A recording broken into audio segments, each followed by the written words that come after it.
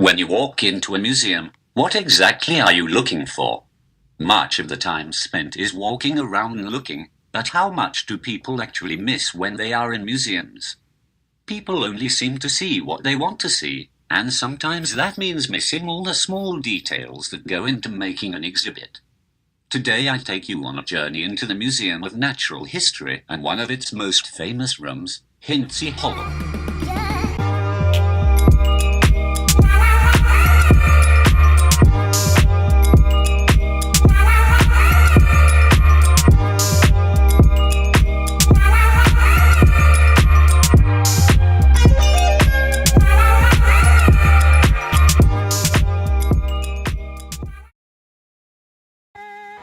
Many of you probably know Hintze Hall for featuring the world's largest species ever.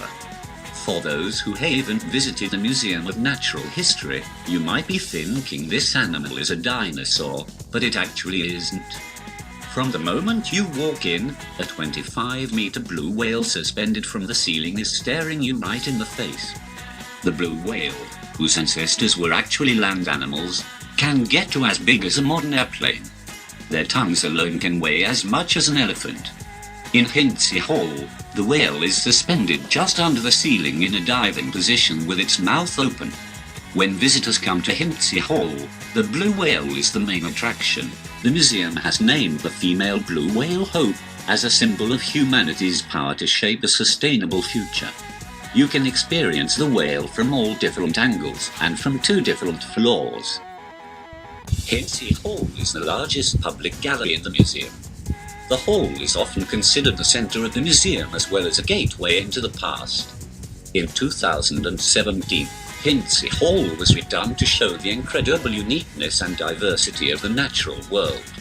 The whale, which was the main attraction, was joined by hundreds of new specimens located all around the hall. The renovation took about 3 years to complete. While Hintze Hall is mostly known for the blue whale, it also features many other works representing 4.5 billion years of history. Around the hall there are objects such as the American mastodon, which was the elephant's ice age relative, the Imminent meteorite as old as the solar system, and a 122 to 129 million year old Magdallisaurus, which is one of the most complete dinosaur fossils ever discovered in the UK. While there is much to see in Hintze Hall, it seems that people rush through it. Location has a big part in this. The hall is located at the front entrance of the museum and is in the center. It leads towards the cafe and is the common center point between the rest of the exhibits. When you go through Hintze Hall, there are signs pointing people in different directions towards other exhibits. People seem to rush right through it after seeing the blue whale. When walking around the outside, it is hard to not notice how massive the museum actually is, and walking inside it only makes it look even larger. Without the blue whale, to many people, Hintze Hall is no more than a pathway to the rest of the museum. It is almost impossible to get through the entire museum in a day, and people go and see what they want to see. Often this means skipping right past Hintze Hall. Even if people do stop to look at everything in Hintze Hall, they still miss a lot of features. While everyone looks up towards the ceiling to see the whale, they often miss what is actually on the ceiling. If you look closely, the ceiling is a work of art. The golden cover features 162 panels with illustrations of plants from all over the world. According to the museum website, each panel tells a story of emerging and fallen empires, prosperity and slavery, and explorers pushing the boundaries of the known world. It was created to show immense diversity of life on Earth, and those working to protect it. In addition to the ceiling paintings, Hintze Hall also features some of the most beautiful architecture in the museum. The hall features many different arches and a giant space that leads you up the stairs and other exhibits of the museum.